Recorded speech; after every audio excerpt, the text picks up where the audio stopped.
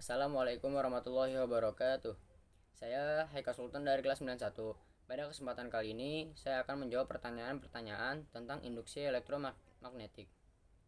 Pertanyaan yang pertama, hal apa yang dibuktikan oleh Michael Faraday? Michael Faraday dapat membuktikan bahwa perubahan medan magnet di dalam kawat penghantar dapat menghasilkan arus listrik. Ia menggunakan magnet tetap dan juga kawat penghantar kumparan yang ujung-ujungnya dihubungkan ke galvanometer. Pertanyaan yang kedua, apa yang dimaksud galvanometer dan kumparan? Galvanometer adalah alat yang digunakan untuk mengetahui ada atau tidaknya arus listrik di dalam kumparan. Kumparan adalah gulungan kawat berisolator untuk dialiri arus listrik atau suatu gulungan kawat di atas suatu inti. Pertanyaan yang ketiga, apa tandanya bahwa ada arus listrik pada kumparan? Tandanya yaitu jarum galvanometer menyimpang ke arah kanan dan kiri yang menandakan adanya arus listrik pada kumparan.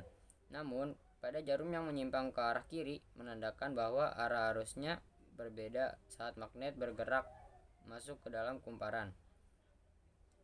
Pertanyaan yang keempat, apa yang menyebabkan timbulnya arus listrik pada kumparan? Magnet yang bergerak masuk dan keluar kumparan dapat menyebabkan timbulnya arus listrik.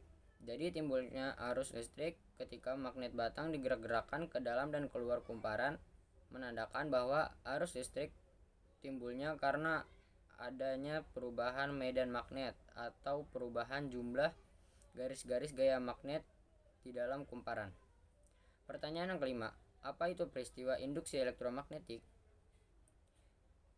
Peristiwa induksi elektromagnetik yaitu terbentuknya arus listrik karena terdapat perubahan medan magnet atau perubahan jumlah garis-garis gaya magnet di dalam kumparan. Pertanyaan yang keenam, apa yang dimaksud GGL induksi? Yaitu beda potensial di kedua ujung kumparan karena pengaruh induksi elektromagnetik. Yang ketujuh, bagaimana cara agar kita bisa menghasilkan GGL induksi yang besar? Caranya yaitu yang pertama, menggerakkan magnet keluar dan masuk kumparan dengan cepat. Kedua, menggunakan jumlah lilitan kumparan yang banyak. Dan yang terakhir, meletakkan inti besi lunak di dalam kumparan.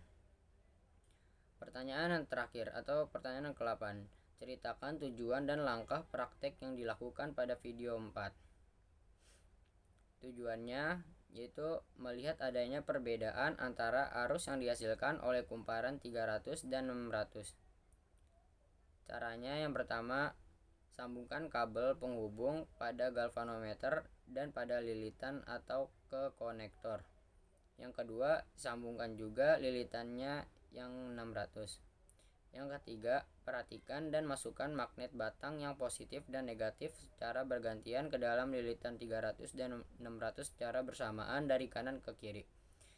Yang keempat, lalu kita ganti dengan 3600 dengan 1200 dan lakukan langkah yang sama seperti sebelumnya.